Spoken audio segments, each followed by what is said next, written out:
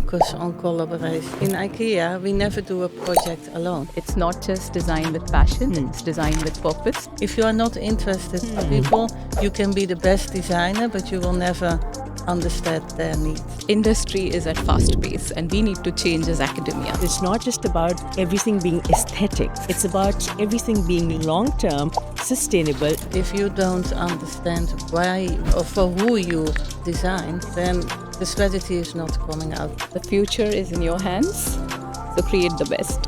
Hello everyone and welcome to Beyond Boundaries by MAHE Dubai, a podcast where we explore ideas that shape the future of education, industry and innovation. I'm Sophia Anjum and I'll be moderating today's conversation. In this episode, we're focusing on a space where creativity meets real-world impact, design education and industry. Design today goes far beyond aesthetics. It influences how people live, interact and experience the world, while responding to functionality, sustainability, and evolving user needs. As industries evolve and expectations shift, the role of education becomes critical, not just in nurturing creativity, but in preparing talent that can think strategically, adapt quickly, and design with purpose. Our first guest today is the GM Marketing, Communication, Home Furnishing and Retail Design at IKEA at Al Futtaim Group. She's a game changer and let me tell you something. She has won not just 10, not just 20, not just 100, but 300 awards. She is known for her passion, experience and making great things happen. Please welcome Ms. Carla Klumpenaar. How are you?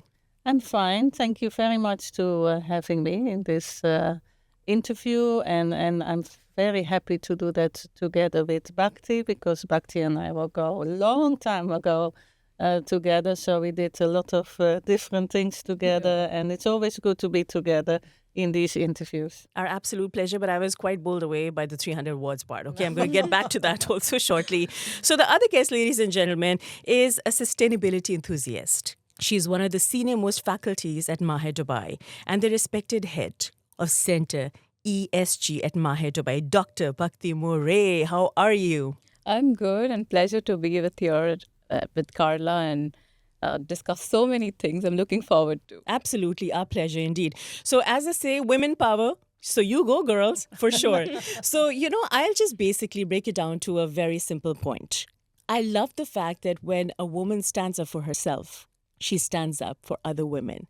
Can I just take a moment and clap for both of you for whatever you've done for the community? Thank you very much. I think we need to encourage each other as women also. So here's a very interesting question to begin with. Now, this is more or less like a tradition. So if I were to ask you that if you had to sum up the educational landscape of UAE in one word, which word would you choose? For me, it's progressive. Mm-hmm. Because we see, of course, I can explain it, not only the one word, because I'm 14 years here in the UAE, and if I see the whole landscape, how that has developed, it's very innovative. Yeah. And sometimes I feel even as employer, we know less than the education system at the moment. So for me, it's very progressive. Interesting. What about you? Future ready, because there's so much of vision that Dubai has grown through, and we see that everything is for the next few years more, and it's about the future. 100%. I think more or less a lot of people, when they think of Dubai, they think about being future ready. They think about the future being associated with Dubai to begin with. So now let's start the conversation, ladies, and I'm so excited about this show in particular. Now, let's set the context. Now, from a global retail and interior design perspective, how has the role of design evolved beyond aesthetics to include functionality, user behavior, and sustainability, I would say? Yes. Of course, aesthetic is always super important in the role of design. But how we see it for IKEA, in IKEA it's super important that we understand how people live. Yeah. So True. the life at home needs is very important. Yeah, And practical. So the practical. So we do a lot of studies of home visits and life at home surveys, and that we merge, of course, with the functionality in the home. What we see, especially in this UAE, the spaces in the houses become sometimes a bit smaller. That's true. And there we need to have a lot of the functionality in. And then automatically we turn the sustainability in this, because IKEA is, when they do the product design, they do look a lot in resource material, production. Right. So that automatically comes when you buy 100%. one IKEA product. Yeah, so it's not just, the aesthetics that look great on Instagram. Yeah. It's actually in your real life, Yes, situations as yeah. well, which is very important. So, Dr. Murray, I'll come to you. From an academic standpoint, how has design education transformed, say, in recent years to respond to these evolving industry expectations? Yeah, and what Carla said, it's all about people. Yes. And when you design, it's not just design with passion, it's design with purpose. Yeah. And the purpose is, how do you make user-centric design? Give that comfort to people who are using those spaces that you've designed. Yeah. Make them more meaningful and impactful. And today we talk about a lot about different disciplines in design. Yes. For example, the neuroscience. How that Yes. impacts That's so human true. brain. Exactly. Yeah. The spaces that you design for well-being, and even there's a lot of science in lighting Right. that is there in the spaces that we nurture 100%. as designers. Yes. And one of the aspect is a lot about how to create that long-term impact, even in the material and the construction technologies that you use. Are they going to be long-term impact? I'm so glad that she touched upon this topic, because I mean, being in the media side, I interact with a lot of people. There's students who interact with me. There are different kinds of adults as well. They feel that, a certain kind of color has an impact on their minds. Like, for example, if I have an office which is yellow in color, or orange, or green, either it gives me calmness, or it gives me a lot of energy, or it gives me that vitality to go forward and make great things happen. So I think that's a very, very valid point. So I think getting that conversation forward also, Dr. Murray, I'd like to ask the same question. Where do you see the biggest gap today between, say, design education and real-world industry requirements? And how can institutions proactively address it? I would summarize this gap into probably 4 T's. Okay. One of them is time. Industry is at fast pace, and we need to change as academia. Yes. So how do we change the curriculum that we design, the framework of it, to align with the industry requirements? Yeah. The second one is about trends. New trends keep coming. True. People's choices change. And keep on going also out of the window. Everything Yes. keeps changing. What you have done today is absolute tomorrow. So how that change is aligned with True. what we think in our design studios. The third one is about thinking critically. How do you make the students think? Because it's not just about problem solving. Yeah. It's about reflective inquiry Yeah. of what you're doing in the process. And the fourth is transforming it to the real life scenarios. So I would say that if you can bridge those gaps through various ways at institution level, the students are going to be future ready. That's tiered really nicely. Well done. Well, Dr. Murray, of course, at her best for sure.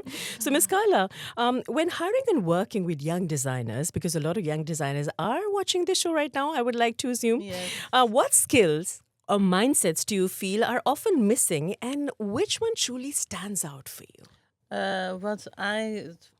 What we see with the young students Yeah. is, for example, they are a lot. Of course, they learn the aesthetic and they learn, but I see also sometimes the vision is Yeah. not always there. Yeah. So sometimes I feel like, especially because of this technology word, they design a lot with the computer, what is of course the fast.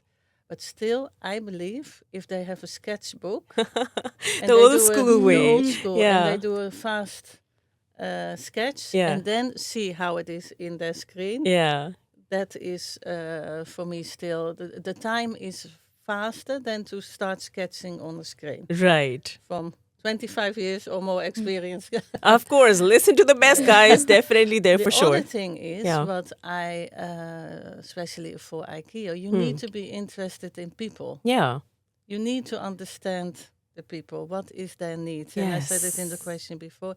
If you are not interested in people, you can be the best designer, but you will never understand their needs.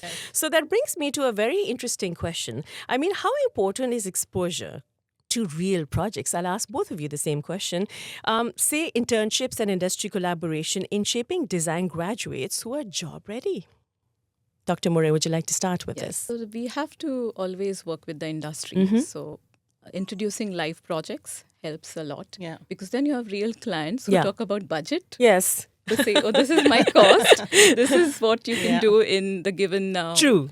cost and the brief. Yes. And this happens in many times in our studios where we get real clients and say, design an office space. Yeah. And they say, this is the constraints. Yes. So the challenges are then exposed to, and it really helps students to understand what real world is. Yes. Yeah. Because they can think as much they can, but they have to also think it practically what would work best. So one is about that. And internship is important because then you get to know what timelines are, how things work in the offices and consultancies. Yeah.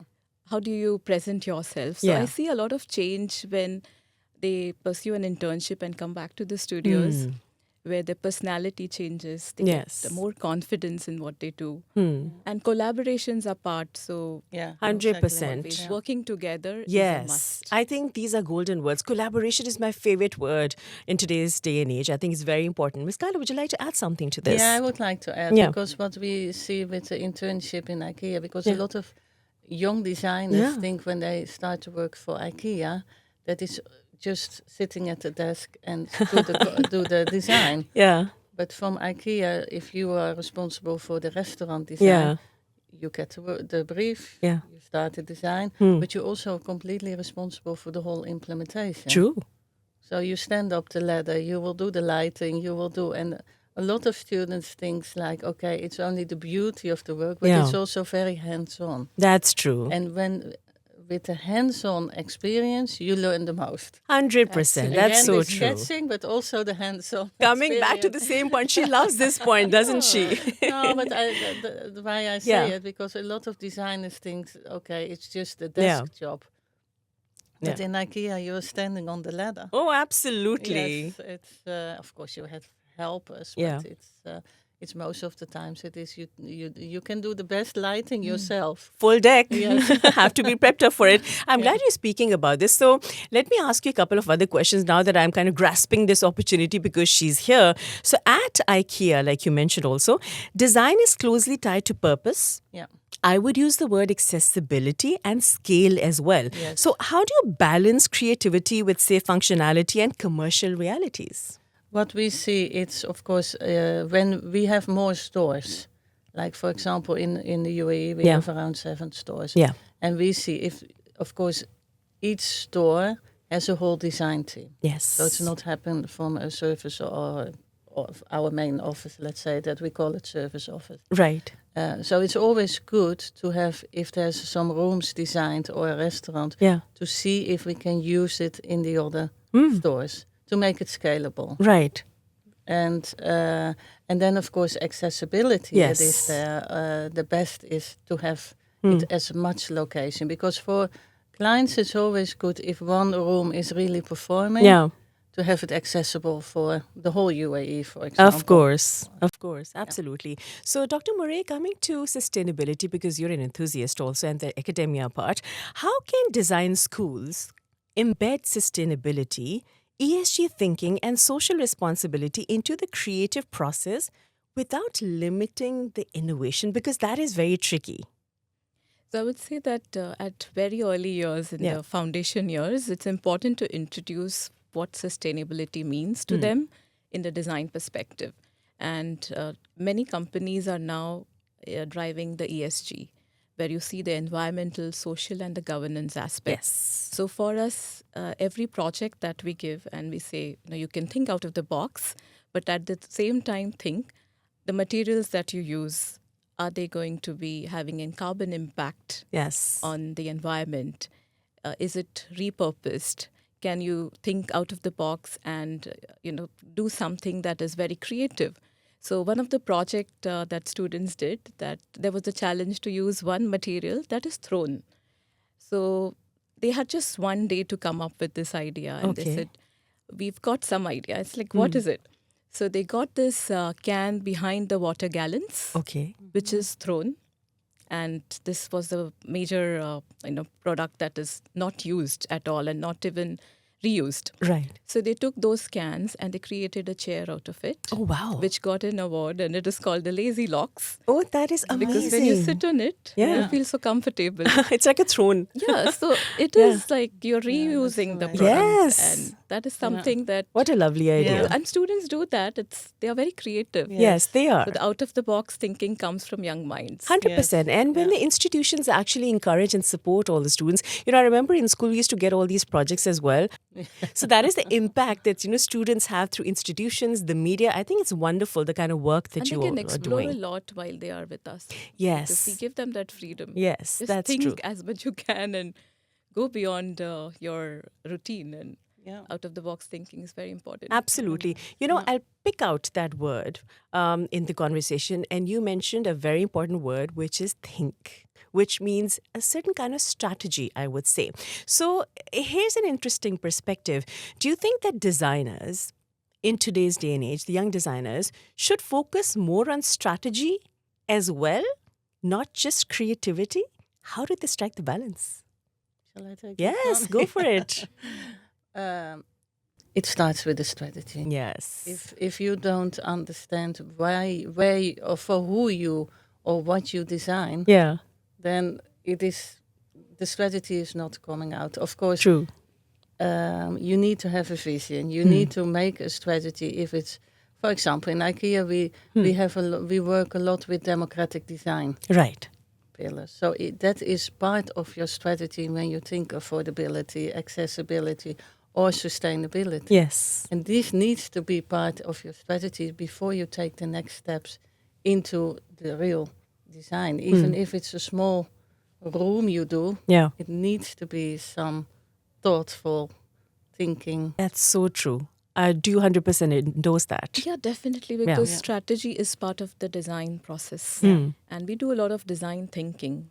And it's important that you can think for multifunctionality, for adaptability, and for even the future. Yeah. So how do you get your strategies Yes. in place in your process? Absolutely. So that's a very important lesson for everyone who's watching this right now. So strategy as well as creativity. Now, looking ahead, Dr. Murray, I'll start with you over here. How should design education evolve, say, over the next decade to stay relevant in a rapidly changing global landscape? We've talked a bit about this, but I want a little bit more of details. So I would say a lot of things are changing in the world. We have the role of AI.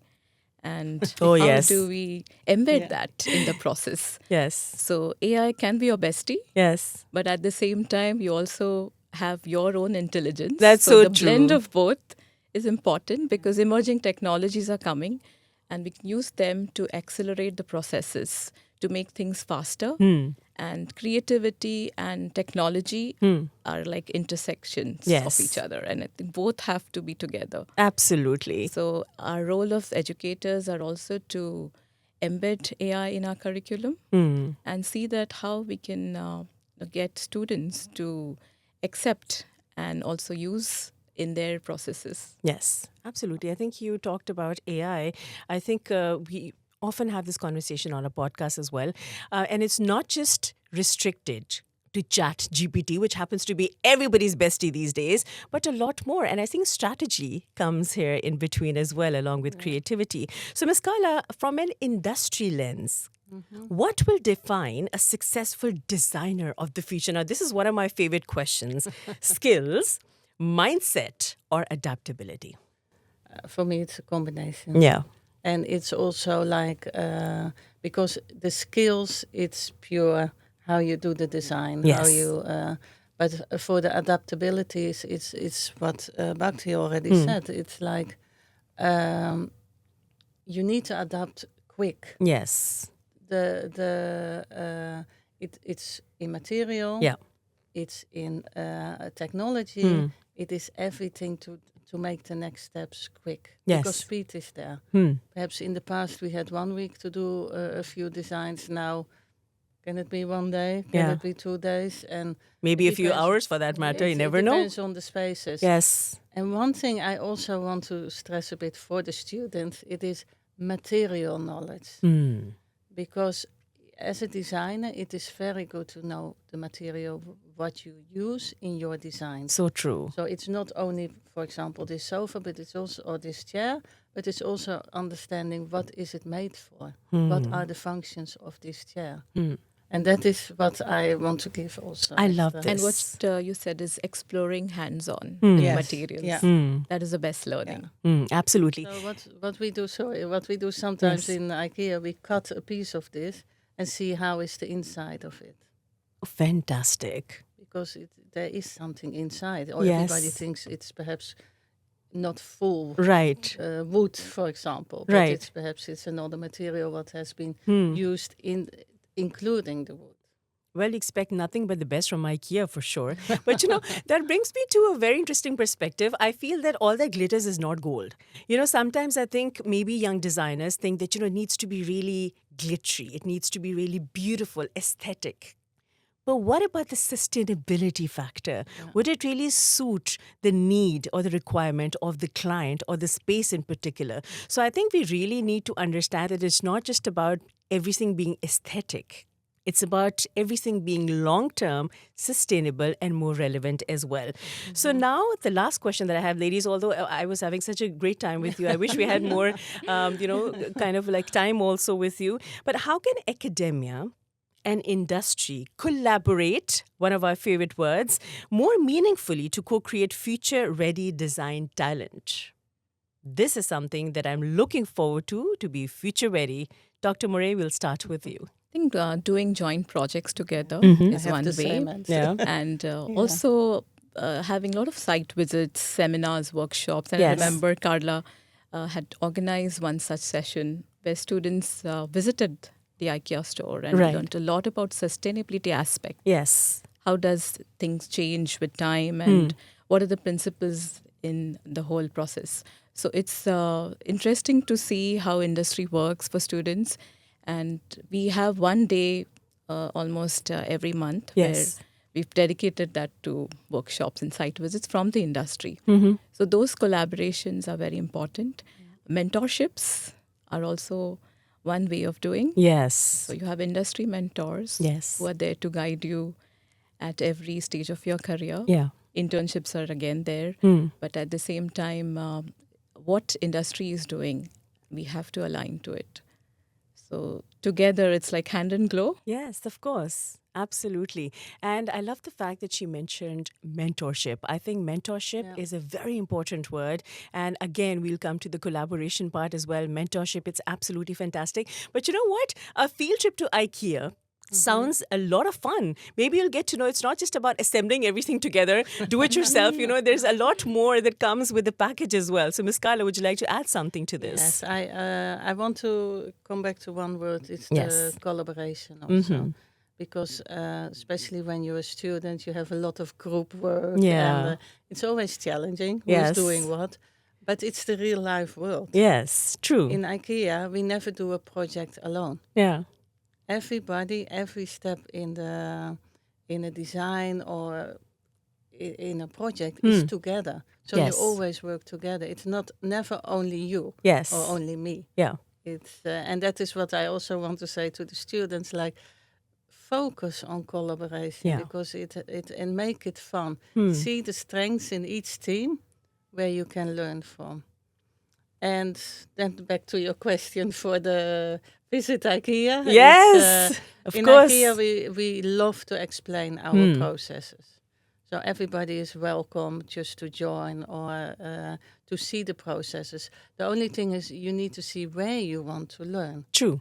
Because, for example, our logistics system it's a machine. It's a big supply. IKEA is, sometimes they say it's a design company, but it's also a big supply company. Right. And that is the interesting thing behind the scenes to see what's happening, not only on the shop floor, but also really behind the scenes. Absolutely. Sold. Where do I sign up?